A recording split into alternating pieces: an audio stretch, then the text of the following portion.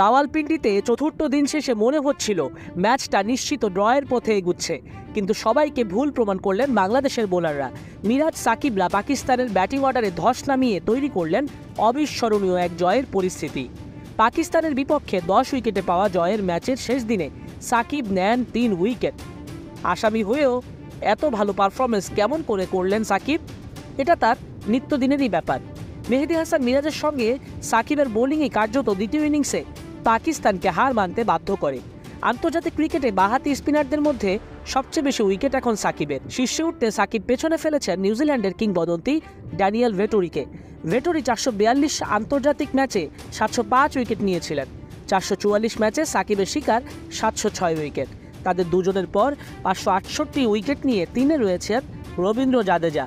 146 রানে গুটিয়ে যাওয়ার পর বাংলাদেশকে 30 রানের লক্ষ্য দিতে পারে পাকিস্তান। এই লক্ষ্য তো মামুলি সবার কাছে। দুই ওপেনার জাকির সাদমান কোনো উইকেট না হারিয়েই জয় আদায় করেন। পাকিস্তানের বিপক্ষে 10 উইকেটের বিশাল জয়ে 2 ম্যাচের সিরিজে 1-0 ব্যবধানে এখন এগিয়ে টাইগাররা। টেস্টে পাকিস্তানের বিপক্ষে এটি বাংলাদেশের প্রথম জয়। নিজেদের দেশে এ নিয়ে পাকিস্তান 27টা টেস্ট হারল, কিন্তু 10 উইকেটের হার এই প্রথম। এমন বিবর্ণ পারফরমেন্সকে বড় শিক্ষা বলছেন পাকিস্তান অধিনায়ক শান মাসুদ। এই টেস্ট পঞ্চম দিনে যাবে না বলেও ধারণা করেছিলেন তিনি। সবাই জানে টেস্ট খেলতে নামলে বাংলাদেশ ক্রিকেটারদের নিয়ে জনগণ আশা করে কম, কারণ 2 যুগে এই নিয়ে বিদেশের মাটিতে মাত্র 7টা টেস্ট জিতল বাংলাদেশ। বাংলাদেশের ক্রিকেট ইতিহাসে সেন্ট ভিনসেন্টের আর্নস্টভেল গ্রাউন্ডের নাম আসবে ঘুরে ফিরেই।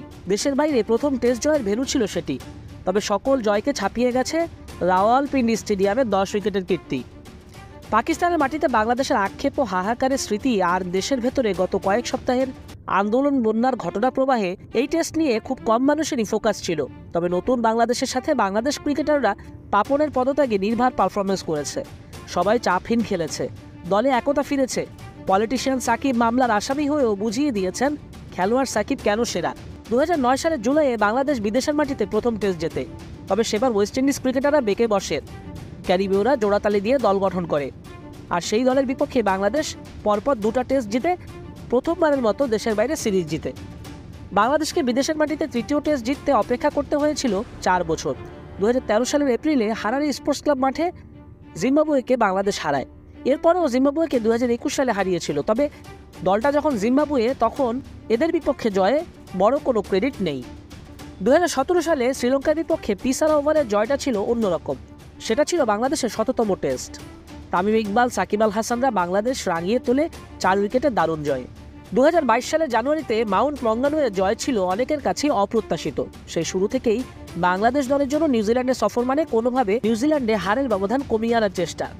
কিন্তু মাউন্ট মঙ্গানুয়ের বে ওভালে ক্রিকেট বিশ্বকে চমকে দিয়ে কিউইদের 8 উইকেটের বড় ব্যবধানে হারায় এবাদত মোমিনুলরা। আর এবার এলো 2 বছর পর প্রথমবার পাকিস্তানে জয়। সব মিলিয়ে 143 টেস্টের মধ্যে ঘরে বাইরে বাংলাদেশের এটি 20তম টেস্ট জয়। হেরেছে 105টায়, ড্র করেছে 18 টেস্টে। মুশফিক ও লিটন রাওয়ালপিন্ডি টেস্টের প্রাইজ মানি হিসেবে পাওয়া 1 লাখ ও 3 লাখ রুপি বন্যার্ত মানুষের জন্য দান করে দিবেন বলে প্রতিজ্ঞা করেছেন। বাংলাদেশের দ্বিতীয় ও শেষ টেস্ট রাওয়ালপিন্ডিতেই মাঠে গড়াবে 30 আগস্ট।